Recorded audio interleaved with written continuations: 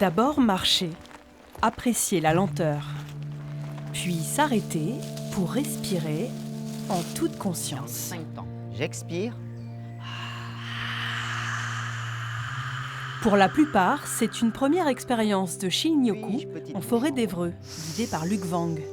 Littéralement bain de forêt, la pratique, originaire du Japon, a fait l'objet de recherches scientifiques dans les années 80 pour prévenir la dépression. Ça réduit la pression artérielle, on renforce notre immunité, les états inflammatoires, ça améliore le sommeil.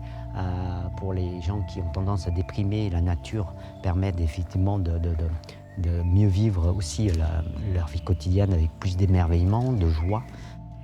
Les études sur les bienfaits de la forêt sont multiples. Les Danois y instaurent les premiers jardins d'enfants dès les années 60. On y trouve même des chambres d'hôpital en Norvège. Plus récemment, une expérience de l'université d'Helsinki révèle un boost des défenses immunitaires chez les enfants jouant régulièrement dans la terre. La connexion à la nature, la forêt, elle a toujours été depuis nos ancêtres. Sauf qu'on s'est retiré au fil du temps de notre environnement naturel. De se concentrer juste sur nos pas, ça permet de calmer le mental. Et après, on se pose peut-être à un endroit ou peut-être auprès d'un arbre qui nous attire. Et on laisse juste simplement les sens, toutes les facultés sensorielles être disponibles.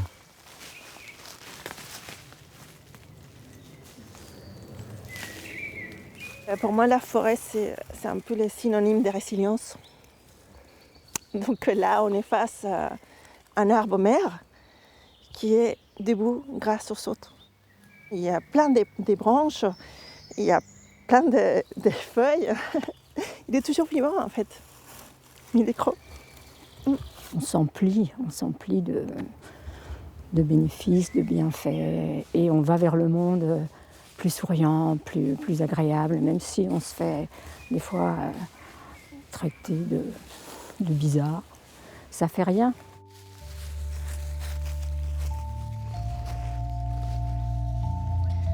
Restez simplement dans l'expérience d'entendre. Pas chercher à analyser ce que ça peut bien être. Ne laissez pas le mental prendre le dessus. Si je n'avais pas les yeux bandés, dès que je verrais un petit insecte qui vient sur moi, j'aurais tendance à vouloir le faire partir. À un moment, je commençais à parler avec moi-même à l'intérieur, comme je fais souvent. Et au même moment, vous avez dit arrêtez de faire le blabla avec vous-même. Moi, il y a plein d'oiseaux, en plus on entend les grenouilles, on entend les insectes, etc. Et je me suis dit, waouh, mais je suis pas toute seule en fait.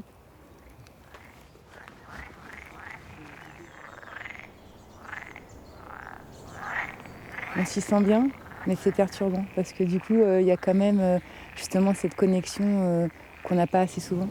Un peu comme quand on va dans les églises, on n'y va pas tous les jours. Et c'est un émerveillement de dingue, ouais. Accessible, gratuit, nos limites, profitons-en.